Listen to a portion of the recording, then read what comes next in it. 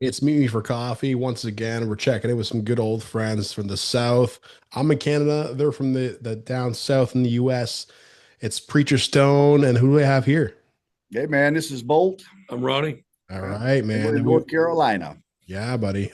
We've met in the past and a very special event happening right now. I got this, this sought after Maker's Mark bottle Baker's here. Mark. There you go. Ripping Right. around all day with the rain and stuff like that. I gotta be drinking it as I can go on here because the coffee can only itch so much, right? In the I back of my understand. I throat. mean, we drink coffee, but that was about 12 hours ago. So yeah. Yeah, but my last cup of coffee was probably 2 hours ago. Oh yeah. Maybe I'm coming down with something. I'm not sure, but I'm coming down with terra fever here. I've got this illegal bottle that I just showed you. Not sure if like somebody's gonna come get me after this. They don't sell If you this drink here anymore. enough of that, you will come down with something. Yeah, you're Yeah, gonna come down with what we affectionately refer to as the bottle It, flu. it'll yeah, start with courage. yeah. Liquid courage, man. That's how some of the great bands have started in the past, my friend. That's Um, it. Since the last time we spoke, By the Horns, your newest record has been released last month, October. Absolutely amazing. There's been a lot of great feedback on that record, I think. And, just from listening to it, it's got some, I heard some little hints of like Van Halen for some reason in one of the tracks. And Just, it's as long as yeah, that sounds good to me. That's the yeah. first I've heard that, but we made a rock and roll record, and yeah. So I mean, if you heard hints of Van Halen, then that came from me.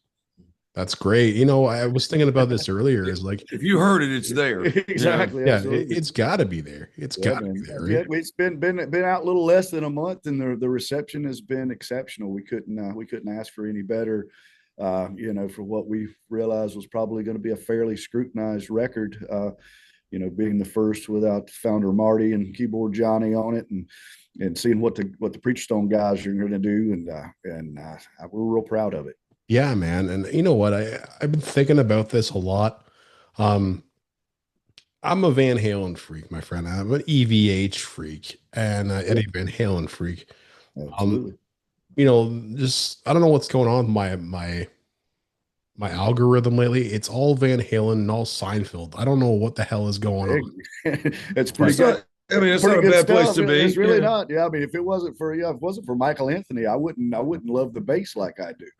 Absolutely. The 1984 tour changed my life forever, and so yeah, Yeah. it's And has there ever like for me, um, I'm looking at it in a really different way now. Like that I was a Van Halen fan growing up and going back, and now I'm like watching all these videos and all this stuff and stuff with Sammy Hagar, stuff with David Lee Roth, and I'm watching Eddie play and I'm looking at more videos. Obviously, it's showing up more now, so I'm starting to think about things as I'm older and I'm looking back. And has there ever been a guitar player that's been so influential? I mean, you have a guy who like basically changed the genre, woke it up, revolutionized it. Now there's people out there who play exclusively with his gear. I mean, oh is yeah. this like the ultimate pinnacle or what? I mean, Eddie did what Eddie did when nobody was doing it, and yeah, everybody wants to sound like him, but it doesn't matter if they play through a 5150 and play a Wolfgang model guitar. Eddie still sounds like Eddie on a piece of junk Sears and Roebuck deal. So but yeah, his legacy will live forever. And I like Wolfgang stuff, Mammoth stuff that's out now. I mean, he's a hell of a player as well. Yeah, it's a very hard hitting Gifted, honest. couple Yeah. of records, and he toured with Alter Bridge. Is it Alter Bridge or Tremonti? He was touring with a couple years ago. Let's talk about your album, man. By the Horns had one line creed. What truth about the band does it plant your flag in now? Like, does it like what's the truth about the band? Like, and We're a two guitar rock and roll band. yeah, Yeah. We're a guitar driven rock and roll band with a thunderous groove section, and our songs are story based. And I think it's the southern our southern accent keeps us in that southern rock category, and the storytelling element, which is native to country music and native to your Skinnards and your Charlie Daniels and all. But I mean, it just to me, this record just states our identity of who we are now, and what the direction that we're going in. I don't think it's that big of a departure I don't from what think we so did either. in the past. It may be a little bit edgier and a little bit more stripped down rock and roll, but that's exactly what we wanted to do with this one. Is grab this new record by the horns, which it got named after the last song was recorded. Well, actually, the last song got named after the name of the record. Exactly. Yeah. The last, But as soon as we decided on the album title, the last song, Ronnie had to change lyrics. I mean, I agree with what he said. I mean, we would have made this record regardless of what happened with our loss, obviously, because it's where we were headed, and it's who we are. I mean, so if you go back and compare the songs 5 to By the Horns, I mean, I think they all fit together. I don't think we walked or I don't see it as a mass departure or anything. It's who we are. Joe Perry said one time, and I'll quote him: if you take a bucket and dip it in a river and pull it out, that's like the band. The record is where the band was at that time when you dipped it into the river that is the band, and that's where we are right now. Yeah, it's a great answer, man. And where the record was for me when we first left off in the first interview is with that single, The Devil You Know. Right. Now, what daily practice actually quiets the voices in your head like long enough to write something honest? Oh, that's a good question. That's a great question. When Ben came up with the idea of that song, Ben called me and said, I got an idea. And I went to his house and we sat at his kitchen table with 2 acoustic guitars tuned to standard, which we do not tune to standard. And a half step, like Van Halen. And we drop a half step because it's thicker, it's dirtier. And Eddie started that. We brought it in, we recorded it on the phone, brought it, sent it to everybody in the band. Everyone's like, okay, it sounds cool. I mean, what's good? Got up in the band room and it was Ben and I knew it was going to be dark. And it became really dark when we brought it in the band. And I always, being, I guess, the primary lyricist, I always try to listen to the music and the arrangement and think to myself, what does this backdrop call for? What kind of story is the music's the setting for a story? What story is it has to be dark. And I just came to the realization not too long ago, unfortunately, a little late in life, that the voice in my head that I'm trying to avoid is my own. Nobody kicks my ass like I do. That's true. And that was kind of the inspiration for it, and it just kind of worked out. The song came together, as I remember, fairly quickly. Yeah, pretty quick. One of the last ones we recorded. Yeah, we're talking about lyrics and stuff. Like, what's the one line on the album that you nearly cut for being like maybe too raw, but kept it anyway, and why? I don't know. I mean, it's the truth. We've talked about this the last couple of interviews we've done. The last stage of our records before the vocals are done is Jim and I bring the tapes or the songs up here and play them in our rehearsal room where we are right now, and we sit across the table and got the lyrics written out. And Jim arranges the backup vocals, and Jim's like, "That's good, but if you'll take this line and this line and this line out, or this word and this word and this word out, then I can sing it like this behind you, and it'll make it sound cooler." So that's kind of like the final stage, but. Yeah. I can't pretty much gone through the editing, but by the time Ronnie goes into the booth to lay it down. I can't think of something that I don't know that anything was. I don't know that there is too raw for us. Well, no, I can. What's in? Was it Come What May or whatever? We went back in and put a line in because we took it out because it had the word "damn." All I've got a damn sure earned. And we had kept the line. All I've got, I've earned, and it was just like that. It just rhythmically, it's not cool, and damn's not really all that cuss word. Is that bad of a cuss word? I mean, they cuss worse than that on Nickelodeon and now. We thought, and we all thought with the UK because we'd been given the censorship thing or the whatever is so much different over there. Yeah. And Come What May, again, there's a line that says, when shit gets real, I don't run. And we got it both ways, but nobody ever said anything about it, so we kept shit in there. So maybe that was the one without that a parental yeah, advisory. we want that sticker, damn it, we do. So Yeah, Hey, you're only cool if you have the parental advisory sticker, just like back in the early yeah, my 2000s. mother was so proud when we got our first parental advisory sticker. Her son was very foul mouthed. She knows, she's known that since I was 7, but hey. Hey, you're only badass if you have that sticker on your record, Yeah, that's cool. Yeah, but you have a track called Old Joe. Was wondering who Joe is. Is he fictional? Is he a composite or someone you know? Joe was Sterling Avery Huffman was his name.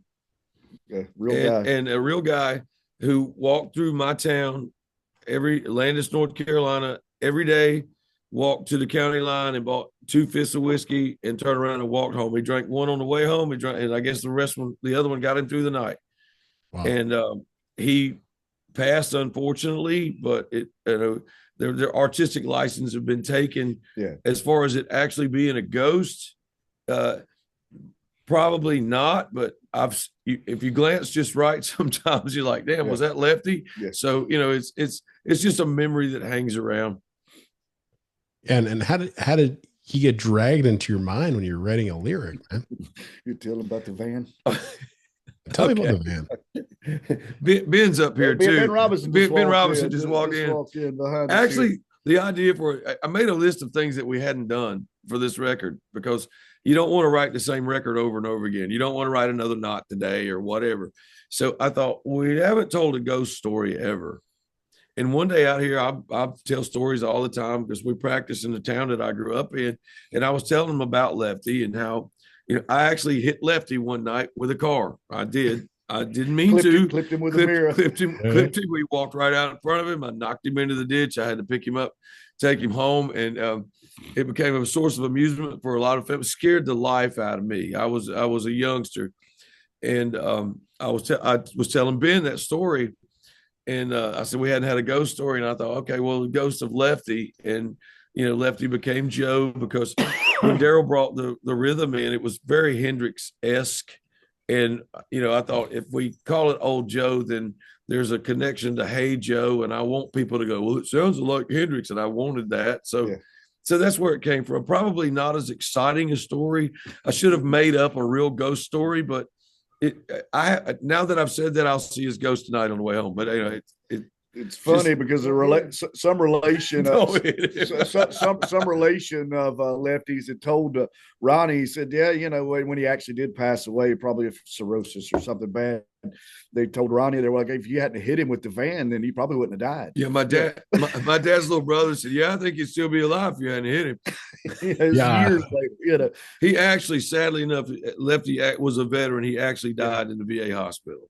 Oh, wow. And he was just a fixture of the town growing up. And, I've given his name out. Now you know who he is, but he was actually, I think he was decorated in the war, and he, came back with that part of it. That part of it's true.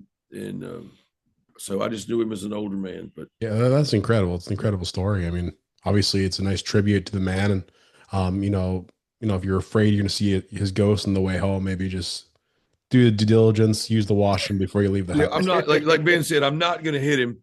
And he did stuff like he would take a break, he'd take a nap on the way home. And one night he took a nap in the garage, behind the garage in somebody's car. And the lady came and picks her car up, and halfway to home in the dark, he sticks his head up in the back seat and goes, "Where are we going?" Actual story. Actual story. I mean, that's the beauty of living in a small town. You just write about what you know, and people go, "No, that didn't happen." Hey, you know what? This is the stuff that happens when you know people very well and everybody knows you. There's not that many people to, converse with. You guys all have that nice tight bond, and stories upon stories of people's past and people of the past and stuff like that, right? So, Southern rock. Are there any genre rules that you intentionally broke on this record? think we have any not rules. necessarily any rules. Like I said before in other interviews, I mean, Southern Rock's a moniker named, brought up front by some disc jockey or something somewhere. We're a rock and roll band. We just talk like this and, tell stories. And, so somebody calls us Southern Rock, we're a rock and roll band, but we'll carry the moniker proudly. Because we're played on the same stations as Skinnerd and as Blackberry Smoke and as Blackstone Cherry. Blackstone Cherry is heavy, but they still call them Southern. It's it just kind of is what it is. Yeah, Blackstone Cherry is actually a big influence on me when Preacher Stone got started. Yeah. And I bought their folklore and superstition record, and I went, yeah, like that. That's how it's done. And we've had a little element of that in a since the beginning. Yeah, those guys have been like mentioned numerous times. Super human beings, man. Super group of guys. Man, they'll sit down with you and just talk. We've ran across them many times, and just like we're sitting around with our own guys. Man. No pomp and circumstance. Great dudes. Yeah, I should probably try and get these guys on here. It's been, like I've said, it's been mentioned like multiple times. What is going to be mentioned much more as the months come on. January, you guys got a tour with the Revenant. You guys are heading on over across the pond to the UK. Let's talk about that, man. Yeah, looking forward to heading back over. It's going to be a little chilly. We seem to like to go over there and tour when it's cold, but we've actually toured over there when it's hot. Not them with their lack of AC, they know how to heat up a room, but cooling down one's a little rough. Their version of hot's a little different than ours. It kind of is, but no, man, starting over there, I think what's it like the 26th of January or something? It's around there. And rolling into, we're going to be doing like 11 shows in 12 days or 12 shows in 13 days or something. It's playing Planet Rock's Winter's End Fest there. That's one of the main anchor deals, but we get to play Cart and Horses in London, where Iron Maiden got their start. And being a bass player and a huge Iron Maiden fan and Steve Harris fan, that's going to be awesome. Returning to some places that we played before, like in Edinburgh, playing Bannerman's again. Going to be Scotland. Ivory Blacks in Glasgow. Yeah, going to go all around their island. And it's looking forward to it. Looking forward to playing with the Revenant guys. They're providing some backline for us and helping facilitate a lot of this stuff. And we've spoken with those guys over several Zoom meetings, and I think it's going to be a fantastic match. Oh, I know. My next question was like, is there any venues you're looking forward to playing? But you answered that question for me. Oh, I love Bannerman's. Oh, yeah, man. I love Bannerman's, and simply because the plaque on the door that says Thin Lizzy and AC/DC played there when they were up in Bad Company. And, we're going to stay in the band room above the flat above it, because everybody sleeps in a different room, because I might want to sleep in the same room that Bon Scott or Phil Lynott slept in. I mean, just being honest. Revenant guys are staying with us, so that's okay. That's okay. We'll be really knowing each other well by that time. Yeah, exactly. That's so cool. The shower's fantastic. There's all these legendary places around the UK. Yeah, where all these bands, a lot of the monster bands of today, they're all from that area. Obviously Black Sabbath, Zeppelin. Yeah, we get to play Birmingham on this tour this time. It's be for the first time, but we're playing the Asylum, and that's it's in the home of Black Sabbath, the home of Judas Priest, and all that.